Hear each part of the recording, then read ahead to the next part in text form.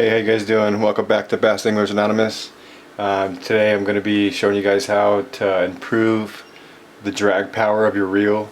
Some of the videos out there show you how to grease up your reel and stuff, and they show you, do the fingerprints. Just a fingerprint amount of grease on your drag washers and stuff like that. And what that does is it makes your washers and stuff last longer, but it doesn't give you as much drag power as you should have. And I have three reels right here. They're all pretty similar. Got a Trout 205, got a Quantum Kinetic burner, and then also a new Lose Tournament speed spool. So the tournament speed spool, I just got that, so I haven't really been on the inside of it yet to check it out, but I know it's going to be pretty similar. Drag washers are pretty similar. They're either stacked or not. So, but what we're going to do, what you're going to need is a 10mm or one of these tools and a Phillips screwdriver, and you're going to want to take off this here first.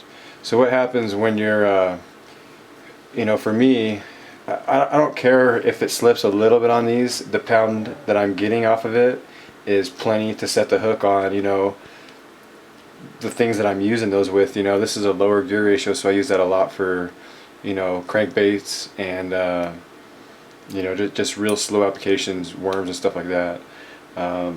If you're trying to slow roll a spinnerbait, if you're trying to, I don't, but I mean, you could use this. These are real popular for swim baits, real big swim baits. But the drag on there doesn't need to be as crazy as this one. This is the burner. I use these for frogs, for flipping, all kinds of stuff. This here is a 6.4, and this is going to be more of like an all-around reel because I can always speed up, slow down with this. This is a little harder to slow down with because then you're really crawling, and then you pick up this one, and then all of a sudden you're doing this, so we're just going to work on this one for now. But what happens is when you set the hook, there's a point where you feel the fish, and then your drag, your drag is supposed to stop and maybe pull a little bit, but if you put too much grease on the drag washers, then as soon as you feel the fish, then your drag will pull, and then you'll end up over here, where you really want to get that hook in here, and then maybe pull the fish a little bit, but you don't want your drag to slip out. And what happens is a lot of times you don't get that hook buried deep enough into the fish's mouth because the drag isn't strong enough. So if you back off on putting so much grease on there, or you can go ahead and put the grease on there, but then just wipe some more of it off with like a microfiber or something, and that way that you put grease on there, some got absorbed in there, but you're not overdoing it.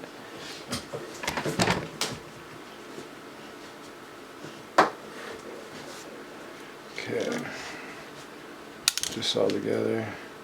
This has all been recently greased too, so that's kind of why I'm having the problem. Good to have a microfiber handy. Okay, so take off this side one here. Take that off. You're better off putting stuff in line how you took it apart. I've had this thing apart probably, I don't know, I've had it for like 5 years. But man, is it smooth and does it work great. I like to buy a reel, and this is the first reel I've bought in a while. I like to keep my reels really nice and working good. These reels work better than when I got them, this Corrado and this Quantum. I mean, I got a Quantum Covert from Shields, and it was half off, and I was not happy with it at all. I opened it up to grease it up, and there's just all kinds of plastic in there. It's just not gonna hold up for what I do. So then we're gonna take the side plate off here. I said take the side plate off. Okay, so that's off. Make sure you keep your stuff where it should go. Go ahead and knock out that bearing right there. Okay, so what you want to do is you want to take this all out here. Let me take off, actually that's fine. So you got one, let's get this back on there. So you got one on the bottom here,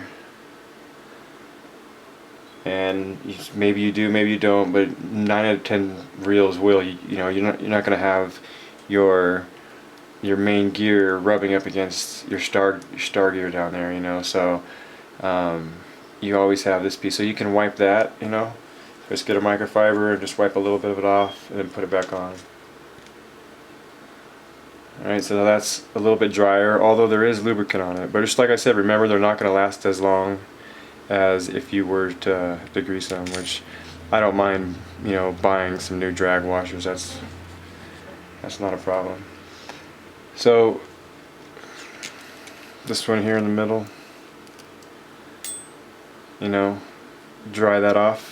And what I recommend, like I said, is put grease on it first and then dry it off. A lot of the grease you put on it is synthetic, and it will leave stuff behind still. So so this here, I've already dried that off before, so it's just plenty dry for me. So we didn't do it before and after, so you guys can just take my word for it, try it, and I can guarantee you'll get more drag power. Guaranteed. Guaranteed. Okay, so now we're just going to put everything back. Now that you got those dried off, you know, it's simple. This is like a 5-minute process, so. My dog is a whiner.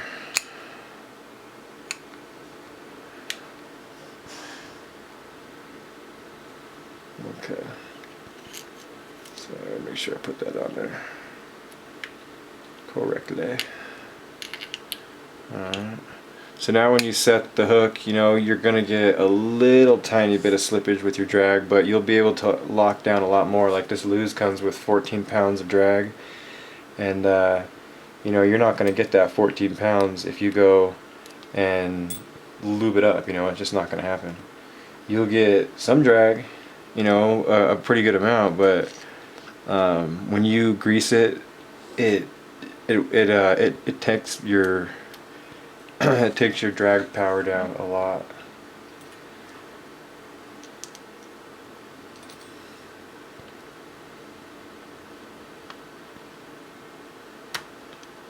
You know, and like I said, if you're not fishing with, you know, this is what I use for frogs and stuff like that. So I'm looking for that hard hook set, you know, flipping and stuff like that. You know, these other two, I just keep them greased up. I don't dry them off. I just do the regular old greasing on them, and they slip just a little tiny bit, but the amount of poundage that you are getting, you drive those hooks in plenty deep, so that's no big deal. But when you're trying to set, you know, a double set of hooks on a frog, you know, into a bass's jaw, you know, after he's either taken it under the mat or, you know, a lot of times, I don't know if you're sure you guys have seen bass, they don't just come up and grab your lure from here. A lot of times they'll, you know, say your lure's sitting here, they come up over and on top of it and then go down with it, you know, and then you got to turn them around. And, you know, if your drag's slipping, you know, you might turn them around, but that's all you're going to do, you know. I want to turn them around and bury the hook into their face. Whoops. Don't kick the camera.